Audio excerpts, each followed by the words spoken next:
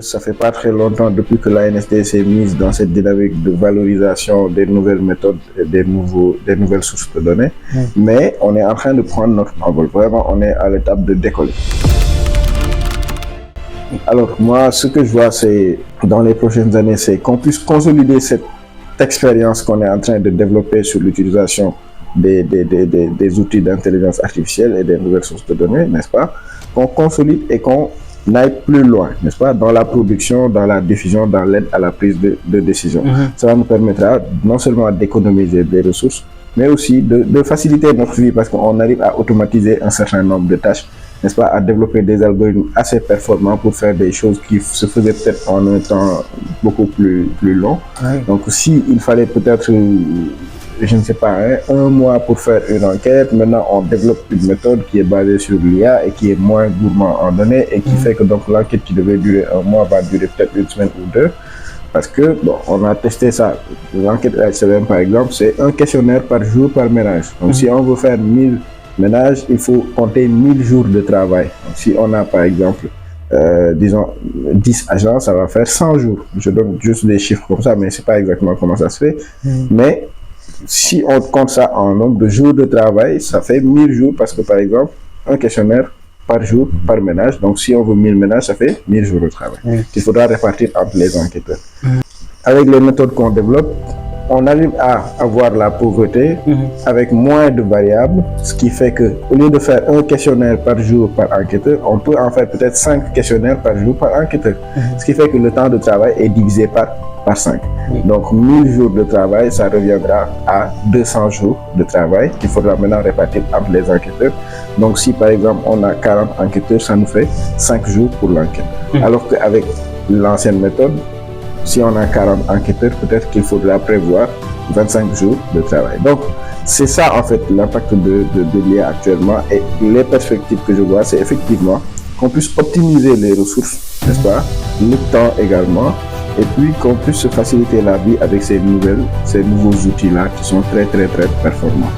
Donc, consolidation de nos expériences actuelles et puis projection dans le futur. Donc, maintenant, ça nécessitera un certain niveau d'investissement qu'il faudra accepter de consentir, n'est-ce pas? Et puis, une volonté vraiment d'avancer dans cet écosystème-là qui est compliqué, qui est mal coordonné, mais il faudra une grande volonté pour pouvoir avancer sur cette question de valorisation des nouvelles sources de données et des nouveaux outils d'intelligence. C'est ça le débat actuel. Donc, dans le monde actuellement, vous voyez que c'est la course à l'innovation technologique.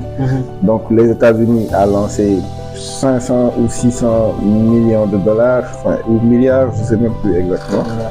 500 milliards de dollars donc pour financer l'IA. La France, c'est 100 et quelques milliards de dollars récemment avec le sommet de l'IA en France. Alors, le plus grand défi actuellement, c'est les ressources. Au Sénégal, par exemple, bon, avec tout ce qui se passe comme problème au Sénégal économiquement, on entend bien qu'on a des problèmes financiers partout. Donc, notamment dans le domaine de l'IA, parce que l'IA, ça demande quand même des investissements, de gros investissements sur les ressources techniques et sur les ressources humaines.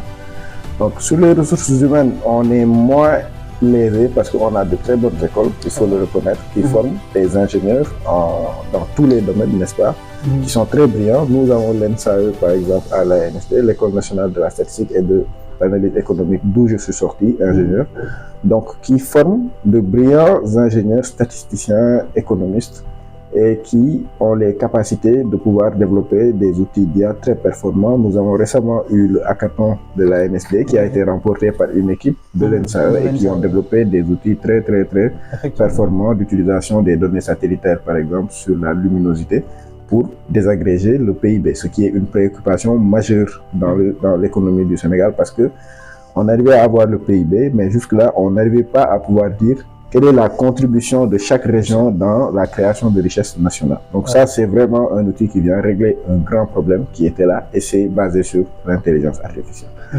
Donc côté ressources humaines, on est assez doté. Mais côté ressources, disons financières, donc pour mettre en place des infrastructures techniques pour faire vraiment de l'IA, on n'est pas vraiment au top.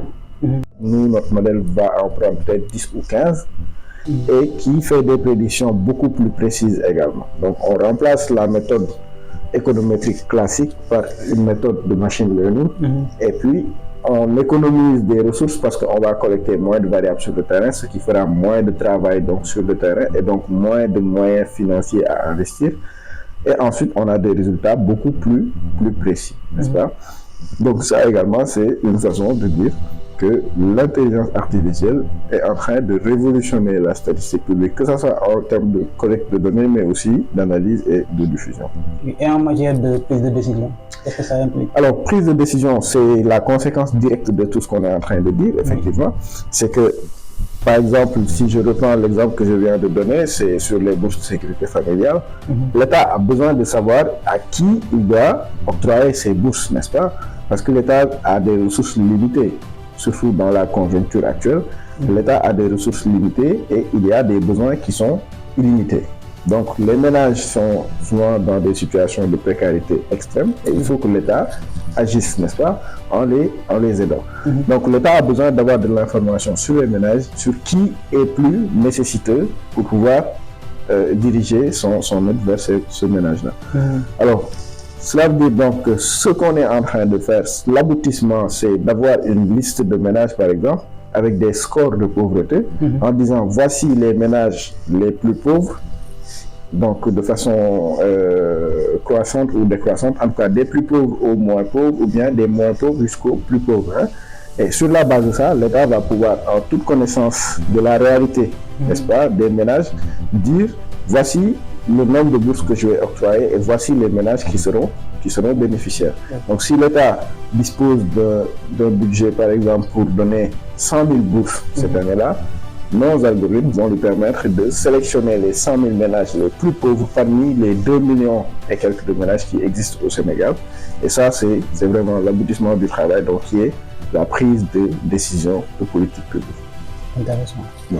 Donc, en gros, ce que vous voulez dire, c'est que l'IA va vous permettre d'être efficace au niveau de la production des données économiques, mais en même temps, il va vous permettre de mieux affiner vos analyses. Effectivement. Mais au final, c'est l'État qui va se baser sur vos résultats pour prendre des décisions économiques. Effectivement.